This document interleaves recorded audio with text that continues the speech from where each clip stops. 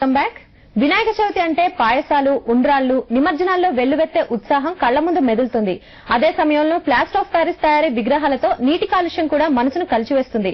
సరిగ్గా ఇలానే ఆవేదన చెందాడో పర్యావరణ ప్రేమికుడు. ఆ ఆవేదన నుంచి పుట్టిందో ఆలోచన.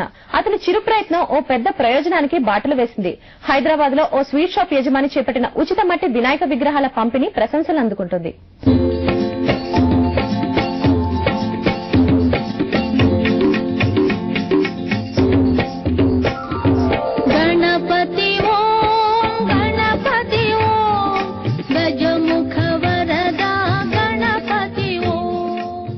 మట్టిని తెచ్చి బొమ్మను చేసి దాన్ని దైవంగా భావించి పూజించి నిమజ్జనం చేస్తే ఆ మట్టి ఒండ్రుగా మారి భూమి సారవంతమవుతుంది. నిజానికి వినాయక విగ్రహాల నిమజ్జనంలో దాగున్న పరమార్థమిది. కానీ ప్రతిదీ కలర్ఫుల్ గా కనిపించాలని కోరుకునే సగటు జీవి ప్లాస్టర్ ఆఫ్ ప్యారిస్ తో తయారైన విగ్రహాల వైపు మొగ్గాడు. అదే పర్యావరణం పాలిట శాపమైంది.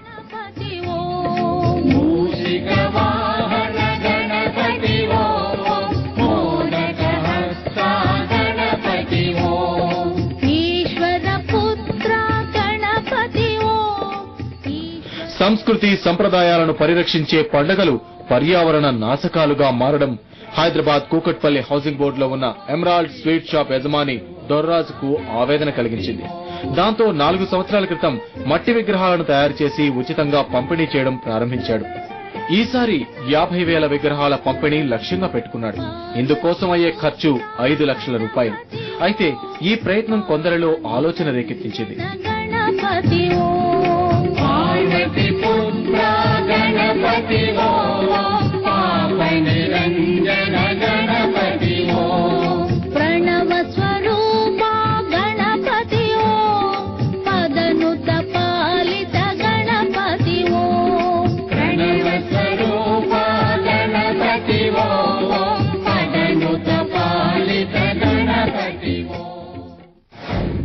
యాక్చువల్లీ ఇది గవర్నమెంట్ ఇనిషియేటివ్ తీసుకుంటే ఇంకా బాగుంటుంది. మొత్తం అందరూ రియలైజ్ అయ్యి క్లేవి పెడితేనే మంచిది అని. It is only commercial. ఏదైతే పిఓపి కానీ లేకపోతే కలర్స్ పెట్టేది ఓన్లీ కమర్షియల్. సైంటిఫిక్ రీజన్ కోసమన్నా మనం ఈ క్లే కి షిఫ్ట్ అవ్వడం బెటర్. ఈ ఇయర్ నుంచే ఇది స్టార్ట్ చేస్తే బాగుంటుంది. ప్రజలందరికీ ఉచితంగా ఇచ్చే ఏర్పాటు కూడా చేయాలి. దీనివల్ల ఏమంటే పర్యావరణమే కాకుండా ఈ నిరుద్యోగం కూడా కొంతవరకు నెరవేరుతుంది. మన వాళ్ళు ఏం చేస్తున్నారంటే అదిగో ఉన్న రంగులతో వచ్చిన విగ్రహాలనే తీసుకుంటున్నారు. దానివల్ల ఆర్థికంగా ఇబ్బందులు పడుతున్నారు. దానివల్ల ఈ పర్యావరణం అవుతున్న చెరువులు కాలువలు కూడా పాడైపోతున్నాయి. ఆ అందులో చేపలు జలజీవాలు కూడా చనిపోతున్నాయి. అట్లా కాకుండా వీళ్ళు ప్రభుత్వం వాళ్ళే కాకుండా ఇటువంటి ధార్మిక సంస్థలు కూడా ఇటువంటి ఏర్పాటు చేయాలని నా విజ్ఞప్తి.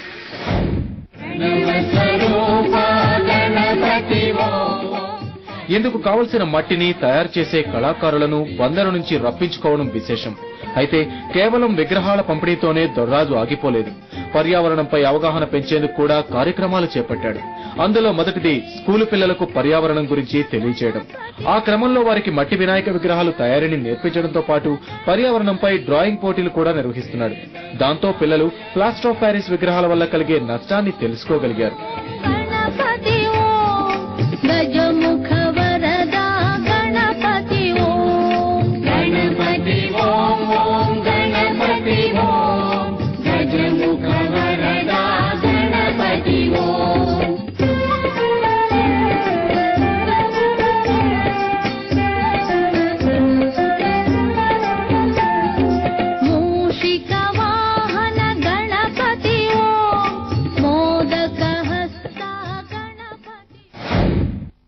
బంకమట్టితో చేస్తే గణేశుడు మన వాటర్ ని పొల్యూటెడ్ చేయడు. మీ మమ్మీ డాడీ చెప్తారా? మళ్ళీ ఏమని చెప్తారు? మమ్మీ పూజ చేయాలి గణేశాకి. అంటే ఏ గణేష్ విగ్రహం వాడాలని చెప్తారు మీరు? మీరు మళ్ళీ చెప్పండి. మీ మమ్మీ డాడీకి ఏం చెప్తారు? మమ్మీ కలర్ గణేశ వాడద్దు అట్లా చెప్తాం. Very good.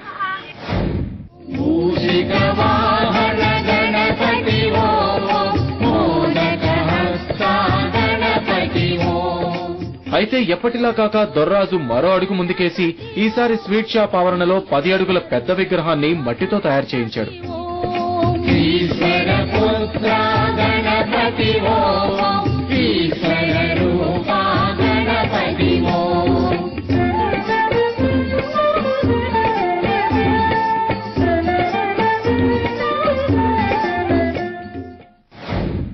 ముఖ్యంగా చెప్పాలంటే ప్లాస్టర్ ఆఫ్ ప్యారిస్ విగ్రహాల వల్ల మరియు విష రసాయన పూరిత విగ్రహాల వల్ల ఈ రోజున పర్యావరణానికి భారీ ముప్పు ఏర్పడుతుంది.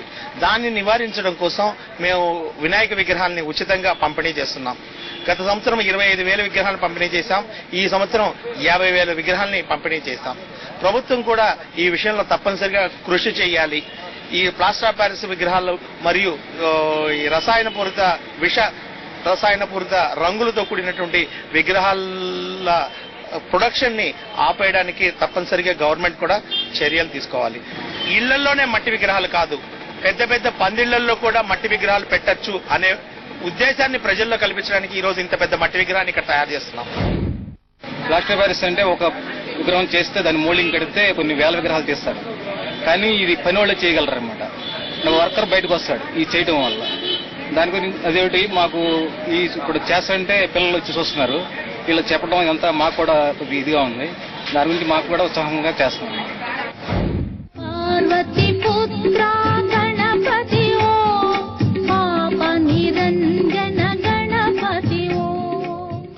అటు ప్లాస్టర్ ఆఫ్ ప్యారిస్ విగ్రహాల తయారీతో ఆరోగ్య సమస్యలు తలెత్తడంతో మట్టి విగ్రహాల తయారీ అంటే ఇంట్రెస్ట్ తో వచ్చామని బందరు నుంచి వచ్చిన కళాకారులు చెప్తున్నారు.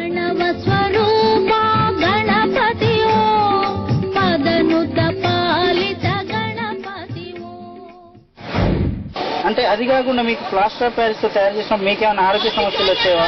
అంటే ఈ మట్టితో వచ్చాయి, జ్వరాలు వచ్చి మామూలుగా వేడి ఉంది కదా బాగా, దానివల్ల జ్వరాలు వచ్చి దీనివల్ల ఏ ఇబ్బంది ఉండదు. మనకి చేసుకుంటాకి ఇన్ని రోజులు చేసిన ఏమవుదు.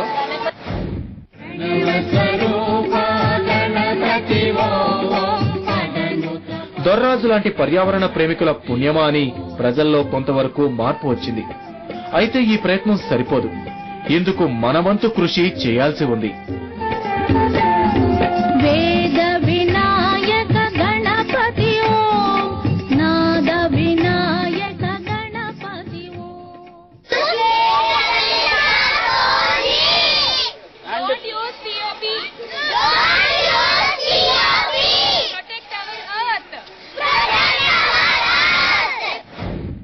చినుకు చినుకు కలిసే సముద్రం అన్నట్లు మనందరం కలిసి చేసే ప్రయత్నమే పర్యావరణాన్ని పరిరక్షించే అవకాశం ఉంది. ఇంకేం, మన ఇంట్లో పూజించే విగ్రహాన్ని మట్టితో తయారు చేసిన దాన్ని వాడడం ద్వారా మనము అందులో భాగస్వామ్యం ఎందుకు కాకూడదు? సో ఆలోచించండి. కెమెరామెన్ నవీన్తో శ్యామ్ అనుమల, హైదరాబాద్.